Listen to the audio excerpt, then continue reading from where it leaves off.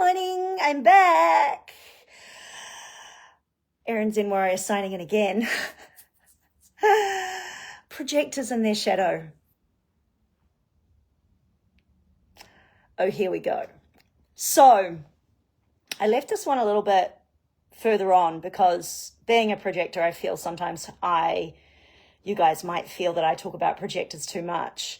Part of that is because it is the projector ascendancy coming next year, and that it is time for you to get online as a projector, and also for people to start recognizing that they need them and that they need to pay them well, because we cannot work 8 hours a day like everybody else, and we certainly can't work 16. And when I talk about shadows here in this particular series of talks, I really have been talking about projectors in relationship. And so this is going to be relatively self-reflective, whilst also keeping in mind I help mentor quite a lot of projectors. And I also have a background group of projectors that are kind of on an equal footing with me, and we talk about our experience all the time. The biggest shadow for projectors probably comes when you don't know you're a projector and you're growing up and you think you're like everyone else, and worse, people look at you and go, it's so fucking big and shiny, right? Because it's the biggest aura and it's designed to pull in invitations so that we don't have to initiate anything. And because we're non-energy types, you got two non-energy types, reflectors and projectors. Everybody else is energetically designed to output, right? But the projector is really a non-energy type, and every expenditure of energy must be paid for. So if you are not a projector or a reflector, the first thing I want to tell you guys, and this is definitely a little bit of projector bitterness coming through, is you have no fucking clue what it's like to live in a body that has no energy base in that way. Now, there are energy form projectors, but they are still not energy types. So I want to point that out to those of you who are relatively new to human design and go, oh, but I have motors. I'm like, yep, and you still pay for the output, right? So I'm an emotional projector with a root. So I have energy and I look really energetic. And when I get around generators, I look super energetic because I amplify their energy. And when I get around manifestors, I can look super energetic. And when I get the right transit, I can look super manifestory or super generatory or super whatever. And I think the biggest thing for a projector, the biggest shadow, is trying to fit in. It's trying to fit in. It's trying to belong. And because a projector is designed to be one-on-one, the area that they are going to feel like they might belong the easiest is in a relationship, because we buy into this bullshit that someone else has made for us. And keep in mind, with the projector, their process is to absorb conditioning and then work their way through it, right? So there's constantly this correct process of conditioned to unconditioned, conditioned to unconditioned. And they do that for generators as well, right? They go in, they absorb the conditioning, they absorb the energy, they get access to things too, they get benefit, but they get to use the energy in that moment, and they absorb the conditioning. And if they are familiar with that conditioning, they see it clearly, and it doesn't necessarily condition them in the same way. If they don't know that conditioning, what ends up happening is they end up working their way through it in a slower process.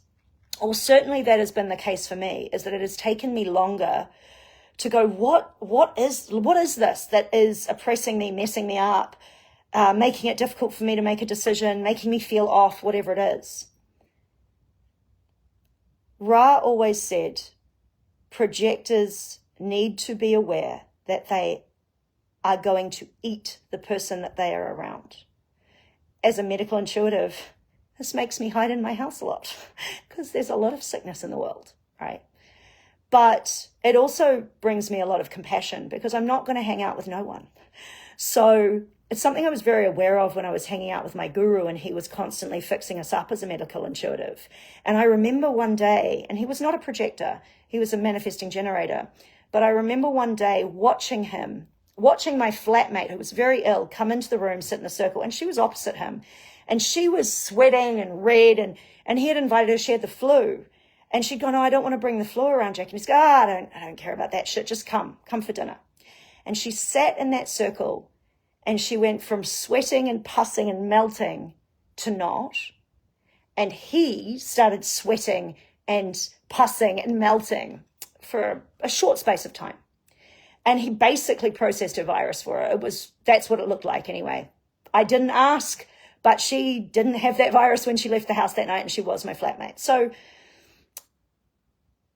in a way, that reminds me of what happens for projectors. We stand in aura, which is within 6 feet, basically. We absorb everything, and we have to work through the conditioning.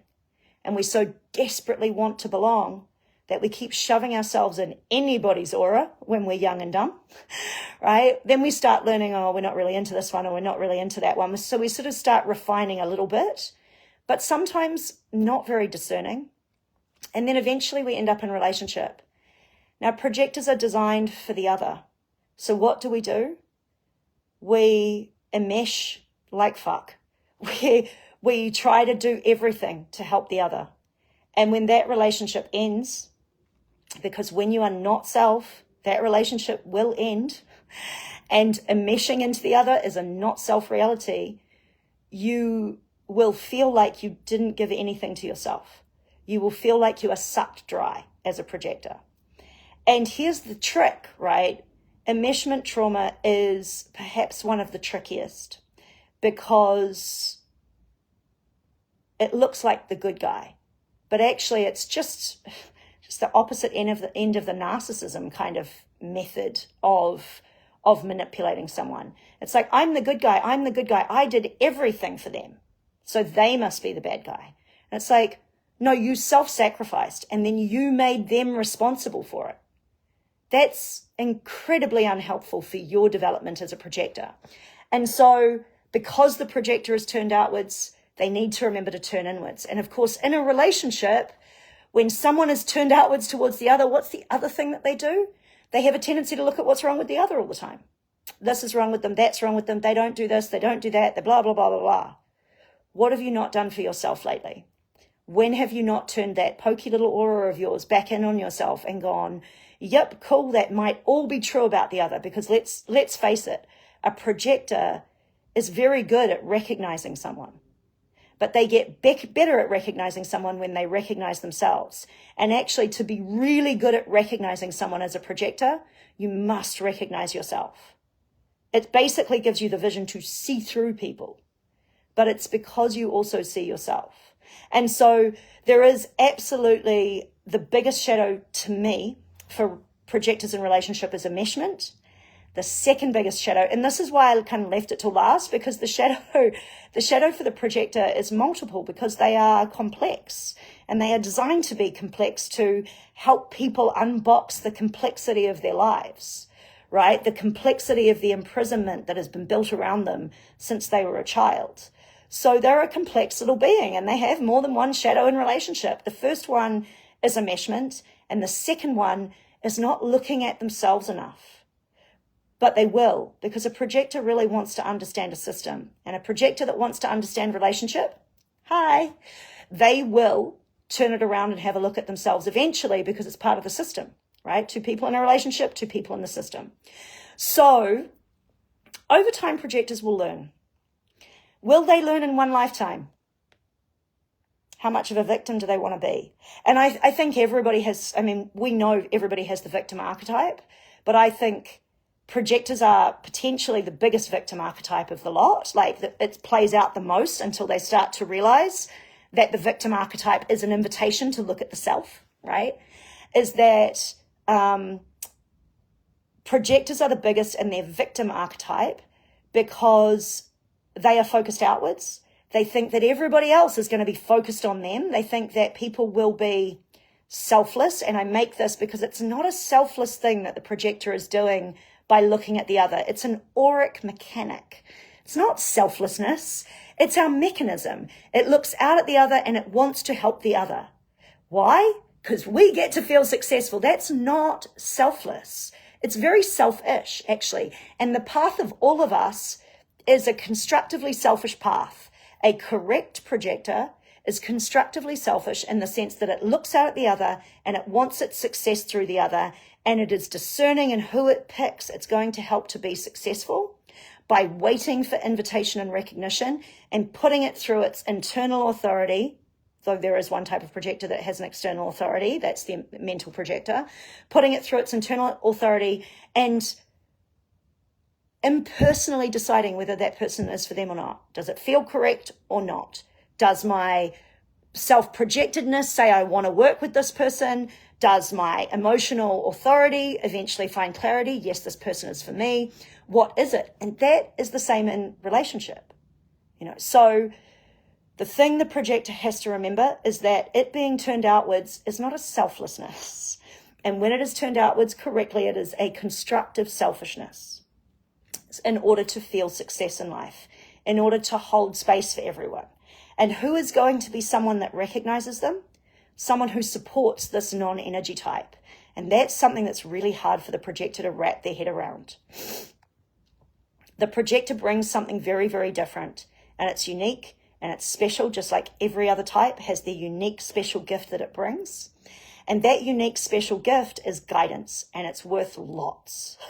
It's worth gold, because when someone finds a great projector, they're going to get bang for their buck. So how much are you worth? Are you worth a guy you have to look after? Are you worth a woman that demands of you? Are you, what are you worth? And this is really a question for everyone. What are you worth?